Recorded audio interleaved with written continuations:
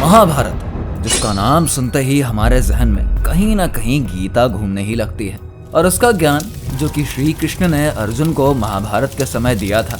लेकिन महाभारत का नाम आए और भीष्म पितामह का जिक्र ना हो, ऐसा तो हो ही नहीं सकता। कौरवों और पांडवों के तात श्री कृष्ण और इच्छा मृत्यु के मालिक भीष्म पितामह महाभारत का एक ऐसा अनसुलझा पात्र है जिनकी कई बातें तो उनके परिवार वाले तक नहीं जानते थे। तो आज की इस वीडियो में हम भीष्म पितामह जी के जीवन के उस पहेली के बारे में बात करने वाले हैं जिसके बारे में सुनकर शायद आपको अचंभा होगा। तो चलिए शुरू करते हैं।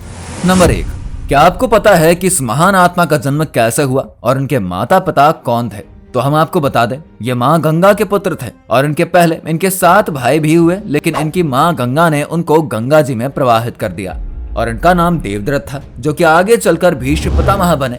वहीं इनके पिता शांतनु राजा प्रतीक के पुत्र थे। नंबर 2, अगर आपने महाभारत देखी होगी तो आपको ये जरूर पता होगा, भीष्म पितामह कौरवों की तरफ से थे और महाभारत में कई दिनों तक इन्होंने कौरवों की सेना का नेतृत्व भी किया।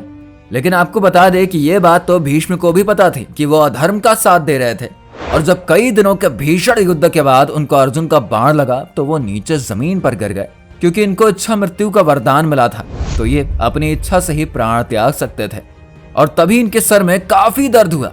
लेकिन अर्जुन से कहने के बाद जब अर्जुन ने अपने बाणों से इनके लिए शैया बनाई तो इन्हें काफी आराम की अनुभूति हुई और कुछ दिनों बाद वो उसी जगह पर अपने प्राण त्याग देते हैं। नंबर 3, वैसे तो हम जानते ही हैं कि शिखंडी के पीछे छिपकर अर्जुन ने भीष्म पितामह पर अपने बाणों की बौछार करी तो वो शरशैया पर लेट गए। लेकिन क्या आपको पता है, इतने कष्ट में होने के बावजूद भी भीष्म ने काफी दिनों तक अपने प्राण नहीं त्यागे।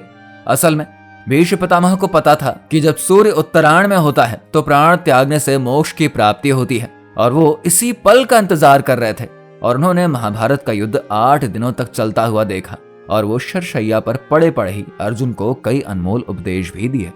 नंबर 4, आपको बता दें कि भीष्म पितामह लगभग 150 सालों तक जीवित रहे, तब जाकर उनको मोक्ष मिला और वो समय था महाभारत के अंत का समय।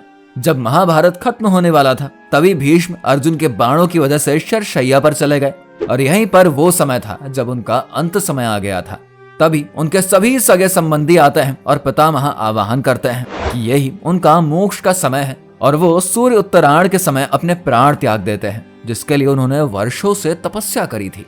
नंबर 5, क्या आप जानते हैं कि इस महान आत्मा ने जाने अनजाने में कई अपराध भी किए थे? जी हाँ, आपने बिल्कुल सही सुना। असल में इन्होंने अपने पूर्व जन्म में ऋषि वशिष्ठ की गाय चोरी करी थी और उसी की वजह से इन्हें मनुष्य योनि में जन्म लेना पड़ा। वहीं आपको बता दें, इन्होंने अपनी शक्ति का गलत प्रयोग करके गांधारी का विवाह धृतराष्ट्र से करवा दिया था, जो कि जन्म से ही अंधे थे। इतना ही नहीं, इन्होंने महाभारत के युद्ध में भी युद्ध के नियमों को तोड़ा था। दरअसल युद्ध में जब कौरवों की सेना जीतने वाली थी तभी इन्होंने पांडवों को अपनी मौत का राज बता दिया था, जिससे कि पांडव कौरवों पर हावी हो गए और जब द्रौपदी का चीरहरण पूरी सभा के सामने हो रहा था तब भी वो मौन रहे और दुर्योधन और दुशासन जैसे अधर्मी लोगों के खिलाफ एक शब्द भी नहीं कहा, जिसके लिए जब ये शरशैया पर थे तो द्रौपदी से क्षमा भी मांगी थी। लेकिन क्या आपको पता है, भीष्म एक महान पितृभक्त भी थे। जी हाँ, इनके अपने पिता के प्रति इनकी भक्ति थी कि उनके कहने पर इन्होंने आजीवन विवाह न करने की प्रतिज्ञा ले ली थी और पूरे जीवन उसका पालन भी किया था। और इनकी इसी भक्ति को देखकर इनके पिता ने इनको इच्छा मृत्यु का वरदान दिया था। तो वीडियो में दी गई जानकारी अगर आपको पसंद आई है तो इसको लाइक जरूर करिए।